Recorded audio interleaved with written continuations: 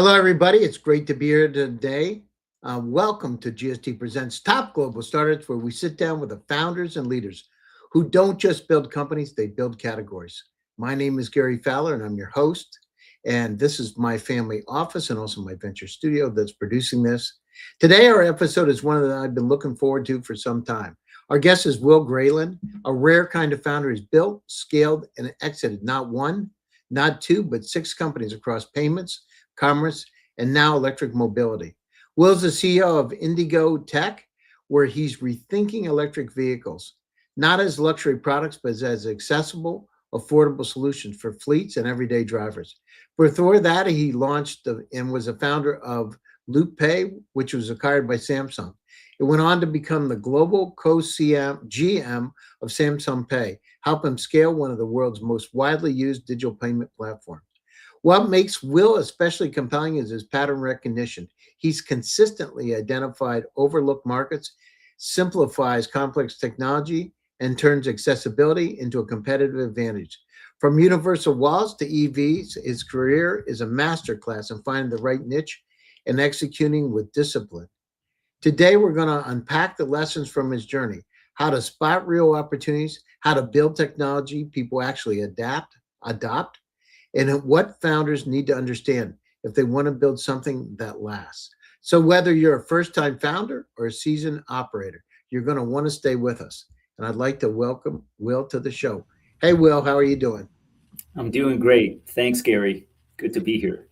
Great to have you here. So, Will, you founded and exited multiple companies across payments, commerce, and now electric mobility. When you look back, what core founder mindset has stayed consistent across all journeys, and What's one of the key factors that helps entrepreneurs become successful? Yeah, I guess looking back, Gary, for me, it really still comes back to the customers and what problem are we solving. And I joke to my team that I was a double ECS major, and double E stands for electrical engineering in undergrad, as well as grad school at MIT. But what I learned in the entrepreneurial side is my double E has changed. I'm still, going through my double E entrepreneurial degree, but it's really on two different E's: experience and economics. In other words, user experience and unit economics. If we can solve both of those, then we're on to something.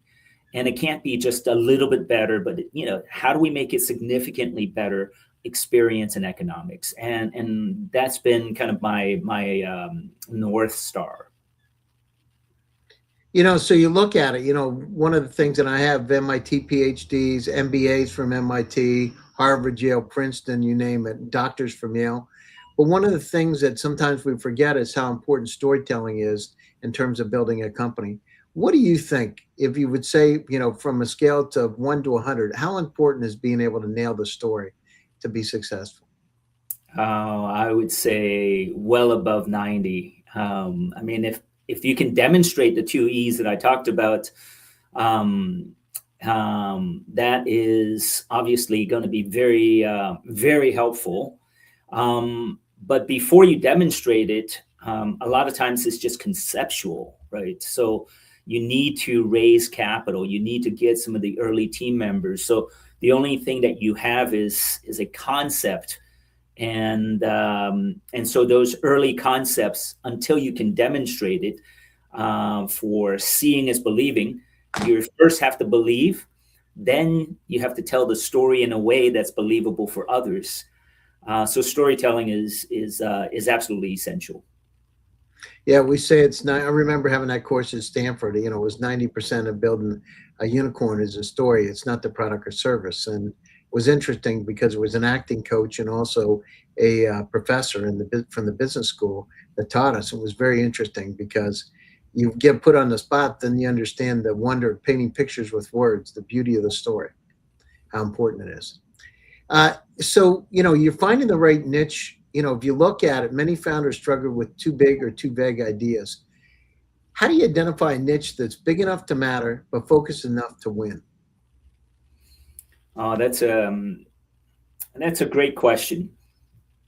I would say it also depends on which sector that you're going after. When I was first coming out of MIT and doing my first startup, it was really more of a it was more of a feature, and to get distribution, it actually belonged, towards someone else's bigger product. You can call it a product initially, but when you look at the bigger scale, it's really more of a feature inside of somebody else's product, and that you have to be very, very defined and very, very specific to say, I solve this problem and I solve it really well.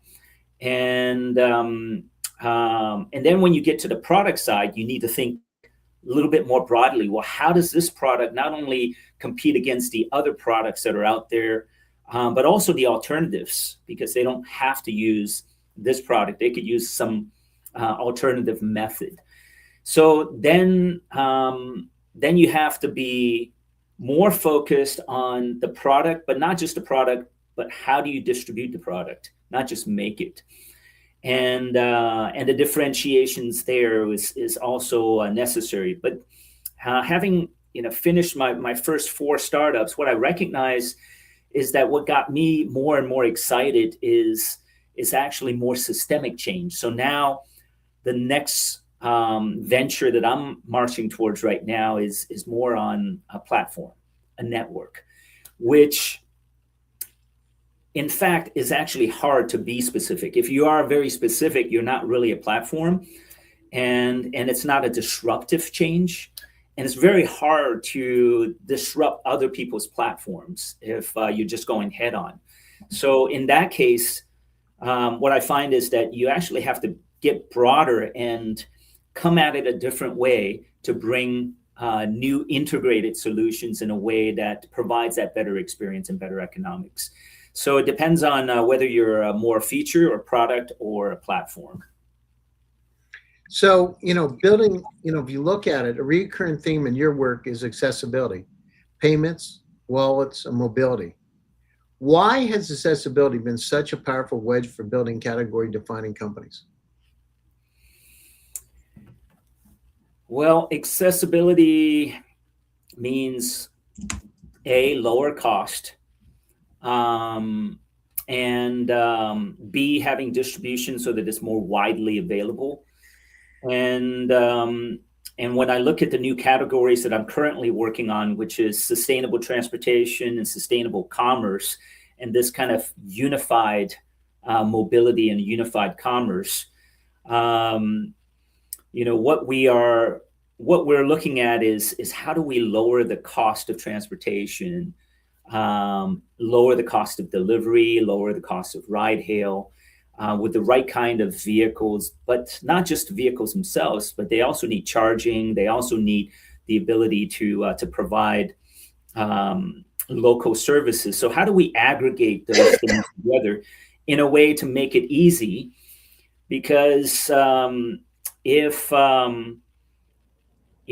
you have to do all the piecing together, and it's not easy, then that's a bad experience. And for us, making it accessible means that we have to do all of the underlying work underneath the hood to solve all the complexity so that the people that are experiencing it can have an easy way to adopt. And because it's easier to adopt, we also need to make it affordable. Otherwise, it's also not accessible. So I think accessibility is something that is fairly universal, unless you're talking about trying to go up the pyramid of the customer pyramid, where only the elite that are willing to pay high margins. Then that's not really accessible, to the rest of the group. So we're focused on kind of that larger market segment where cost is important, ease of use is important, ease of distribution is important. A lot of times founders over engineer, especially if they have engineering degrees, right? And they're trying to get to perfection, and perfection doesn't exist. And so At what point do you stop over engineering? Do you stop engineering and you focus on sales? Where's that tipping point? Well, it's a great question. It's whatever is good enough to sell. That's the minimum viable product, framework, and testing it out there. Sometimes you go out there and it's a little too early, but then other times, if you go out there being a little too late, you may be either chasing somebody else, or you're missing a window of opportunity. And you're burning cash at the same time. So it's a delicate dance that entrepreneurs have to go through. When let's talk about Samsung Pay. So you help scale global platforms like Samsung Pay after you were successfully acquired. What changes when you go from scrappy founder mode to operating? I remember myself, right? I got into a situation where I became part of a global Fortune 500 company, and we had meetings to have meetings, and I couldn't believe it, actually. And this is a true story, Will. So I had a legal pad. In fact, I always carry one. I have one right here, and I keep it in the same portfolio I had then. And I use my digital one now, but I had this, right? And I remember just scratching notes down, and I was just writing anything down because I thought this is so boring. But people said, and I remember things, right? They said, well, you're paying attention to this. I couldn't believe that they were having meetings to have meetings. Like, it was so much nonsense. How do you go from that? And did you have the same experience? You got into this thing and said, how did these companies ever move forward when, they seem to be, like chasing their tail all the time? Well, I think it depends on the company. For sure, larger companies are going to be less efficient, and then picking who makes the decision actually makes a huge difference. If you have a single point of decision and the leader that's making that decision knows their stuff and knows what the MVP has to be, then you have the ability to execute quickly, and you have an army, kind of behind you. And fortunately for us at Samsung Pay, it was nice to have an army. I mean, they really just threw the resources, and I was brought in, and they acquired my company in order for us to help accelerate that march to catch up to Apple Pay. So Apple Pay came out first, but Samsung had already invested in us as a company that had at that time the number one rated consumer electronic wallet, mobile wallet, and that's because we had a patented technology called magnetic secure transmission (MST) that allowed us to work on 94% of existing point of sale. So then it is, okay, how do we get this technology into the Galaxy S6, right? So, I mean, that's a lot of work to try to get that in there. And then to have the application, and then to be able to deploy it, in multiple countries. So it was a fierce time, especially communicating between Korea and the US. And, but because there was a mission, the release of the S6 was coming. There was there's no ifs, ands, or buts, and so a lot of pressure was on us to get it done. And fortunately, I had a head start, and we had a team, and we knew what we had to do and how we had to certify to Visa, MasterCard, and get the banks involved. So that was one of the positive cases where we had a very definitive timeline and goal. So that worked out really well, and we had this army of people, and we just executed. But there are examples where when now we got to decide on a new product, or shall we go in this direction or not?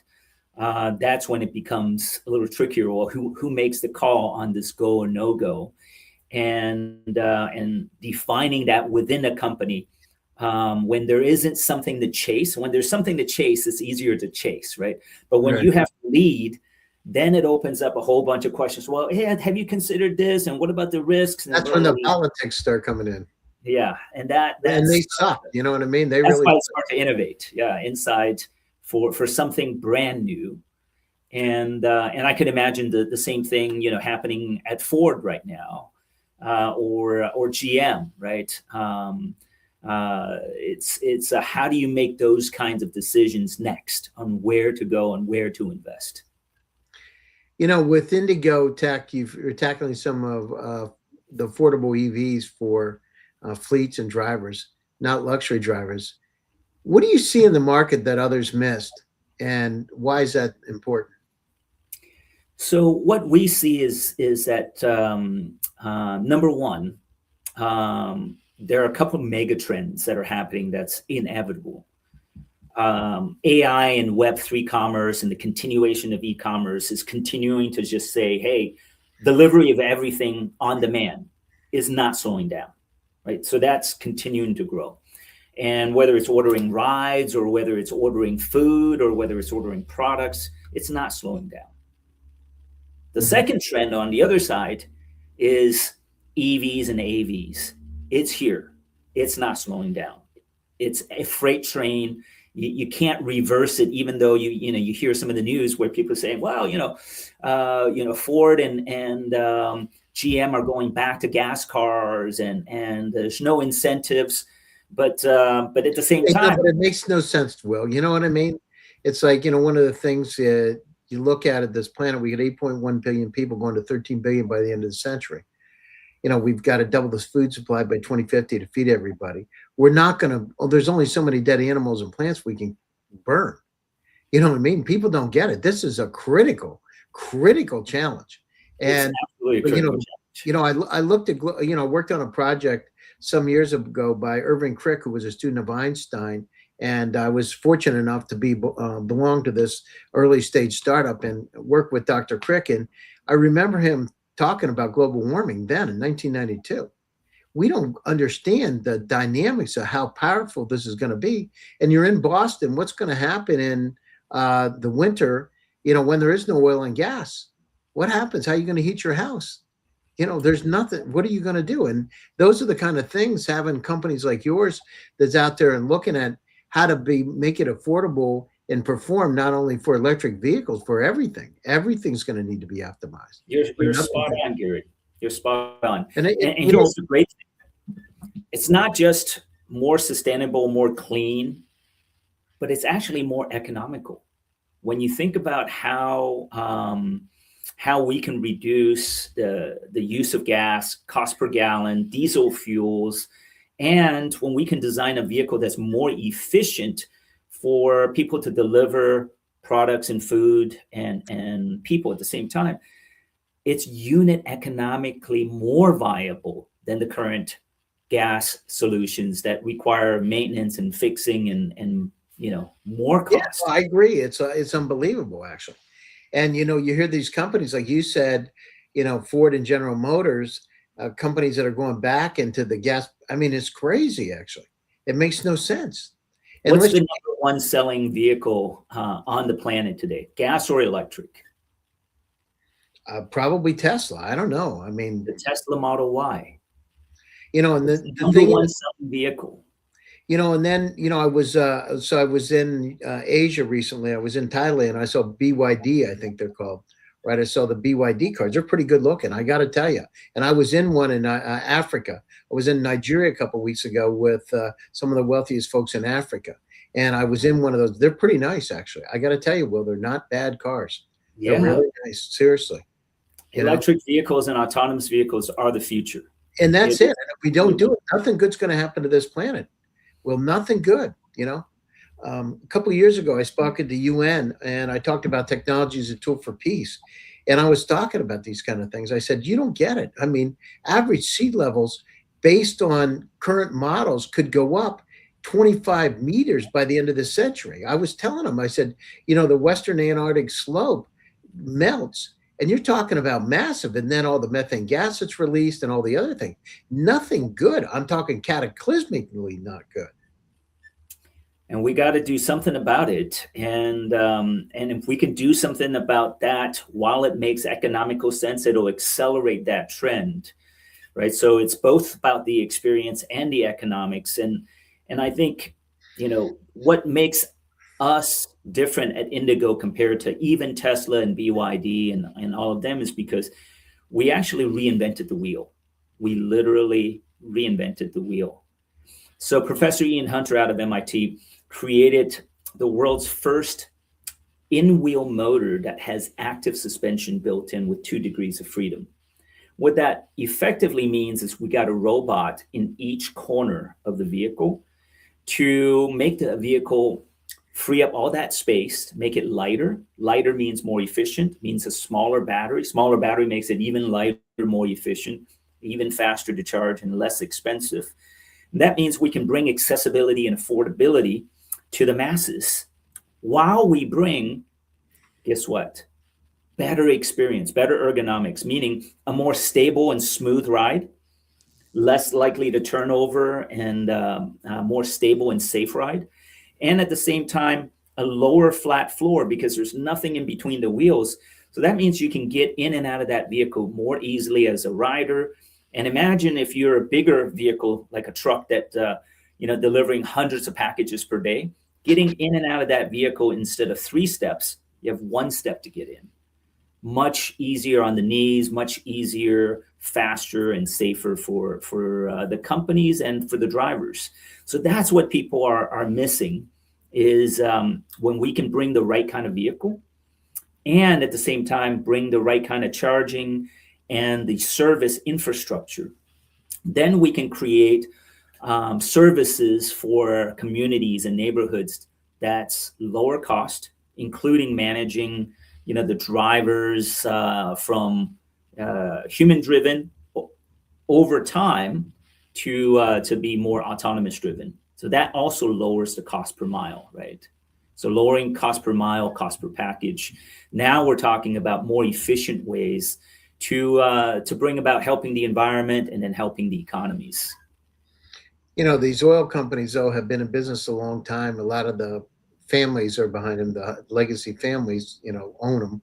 And I'm down in Palm Beach at my house right now, and a number of those families, I know them, right? And we have conversations about all kinds of things. But I'm not sure everybody realizes, and maybe it's because we're short-sighted, we don't realize what kind of impact not doing these kind of things is going to have on the planet. And nothing good. We talk about, Elon talks about going to Mars, but I don't know about you. I mean, I thought Death Valley looks bad. Mars looks worse. You know what I mean? And terraforming Mars on each side of the poles, doing a nuclear explosion to terraform it, and then having to build tunnels with the boring company or whatever to be able to go down through and live because you can't stand the radiation. It just doesn't sound like a good life. I mean, one thing about being a human, another thing about being a mole person. It just we have a beautiful planet here that we got to take care of. I agree, but not a lot of people are thinking like that. I travel a lot. I talk to a lot of people all over the world, Will, just like yourself, all over. I was in Africa a couple of weeks ago. Before that, I was in Korea, right? And I hear things. Before that, Thailand. Before that, Dubai. I'm listening. It's just interesting. I think part of the reason is we don't live long enough to be able to, we say what's not going to happen in our lifetime, what's going to happen to your kids or your grandkids' lifetime. And they're going to have to face this cataclysmic situation. They're not going to have the beauty of this wonderful planet when you were going to MIT and enjoying life. It's, and going up to Gloucester and getting your lobsters and things, right, in the summertime, right, and getting a clam bake. And I know because I've been there. It's just, you definitely know the area, sounds like. Yeah, no, I've been around, but that's the kind of thing, it's really important for us. So, let's go down through it. So if you look at it, there's one belief about startups. So let's talk about it. I want to do a lightning round with you. One belief Sure. about startups you've changed your mind on. So since you started building companies, what's changed in your mind about building a startup? I thought that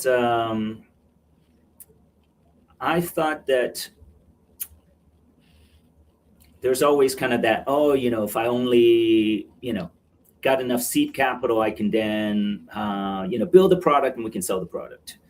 Then it's like, oh, if I only got Series A, then we can, get the product and scale it. And oh, if I only got Series, C, we can have massive distribution. We can be profitable. Oh, if I only go, public. What I realize is it's an ongoing growth of an organization, and the larger you grow, you still have a lot of the same issues on raising, make sure that you raising capital, satisfying investors. And by the time I got to sit on the board of Synchrony Financial, a Fortune 50 company, and spent 7 years as a board member, what I realized is that even when you're public, you still have to worry about some of the same fundamental things of how to take care of customers, take care of your finances, take care of your investors, your employees. So those things, I think, when you're very small in startup phase, you don't think about those as much. But as I grow, what I realize is that you still have to lay the same solid foundation. You still have to think about, the people, the culture, and I'm still working on it as we speak.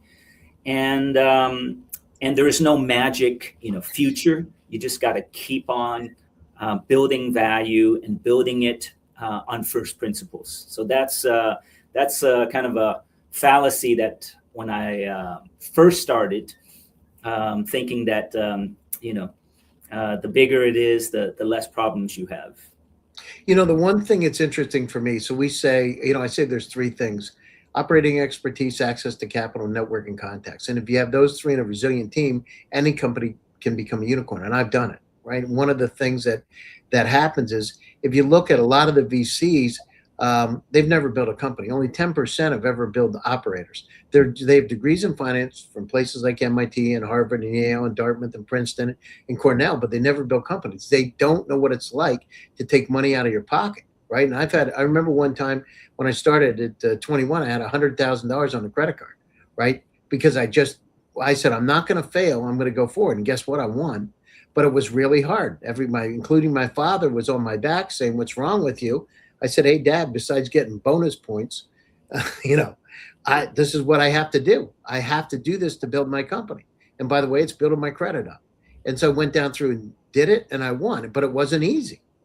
When you're going against winds, and sometimes we're like hurricane force coming at you. But if you don't believe in your dream, right, you believe in a dream. And then the other thing is sometimes the venture capitalists get in your way because they don't understand, Will. They don't get it, right? And it's just crazy. You're trying to convince us of something they have no clue about. Yeah, they try to put you in a box, and unless they've been through that path and know what it's like to face running out of cash, Mm-hmm. and I stopped counting after the 19th time when I was one or two payrolls from running out of cash, and so it's been dozens now. I've been through the thing myself. I had to do I had to go down through. We're going to do a NASDAQ IPO, and I had to pull out of it because of the situation. The market was going sideways, and I just didn't feel right. You know what I mean? I didn't feel like it was the right thing to do. And people said, "Oh, come on, come on, come on." It wasn't right. But you're a true entrepreneur. So having been through that, you know what it's like to having to pivot and adapt and make decisions that are very difficult. Very And difficult sometimes. Right? Have the stomach to last through it. Yeah, exactly. Stomach and believe in your dreams, it comes true. And it's happened multiple times. So if you got a few minutes after the show, we can talk. If you, Yeah, we'll come up to the top of the show. Closing thoughts, Will, and how do people get a hold of you? Well, people can find me on LinkedIn and Will Graylin, and there's only one Graylin, except for my brother. The two of us are the two Graylins. It's because the Gray and the Lin are actually two names concatenated together. One is my Chinese side of one is Chinese and one is American. So when we immigrated to this country, we got a new last name. My Chinese last name is actually Wang, and 3 drops of water in a Wang. And but yeah, there's only a couple of Graylins. They can get a hold of me there. And in terms of closing thoughts, entrepreneurship is a true adventure, and it's a journey. It's not for everyone, and you know that. But for those who are meant to, you can kind of feel it in your gut. And instead of being a entrepreneur because it's popular and everybody seems to be doing it at the dot-com days, or in the AI boom, and the reality is it is super tough. And Well, it's definitely not for the faint of heart, right? it is not. It is not. But if that's what your passion is, if that's your mission, and you can feel it in your gut, um, by all means, pursue it. Continue to learn your craft and use the tools that are out there. There's no like one magic book and one magic formula, because every journey is different. So just like Bruce Lee used to say, keep what works for you, discard what doesn't, and then create and invent what truly can be new that you bring to the table. And it's a journey. It's a fascinating and exciting journey. And at the end of the day, I think that's perhaps what you and I feel was destined for us to carry out. And if we get a chance to encourage those that are on their own journey early on, then whatever nugget, just take the nuggets that work for you and discard the nuggets that don't. Yeah, no, there you go. I like that. Take the Yeah. nuggets that work for you and discard the ones that don't. And you got to do it quickly, because that's pivoting, right? We got to Yes. pivot to success. So, Will, thanks for taking time out of your busy schedule to join us today. And thanks to all of you for joining one more time. GST Presents Top Global Startups. This is my family office and venture studio. And I thank all of you for joining. Stay happy, stay safe, and stay healthy. And have a great Hollywood season, holiday season, Hollywood season. Have a great holiday season. Enjoy yourselves. And we'll look forward to seeing you in the new year. Thanks, everybody. And thanks, Will. Thank you, and happy holidays.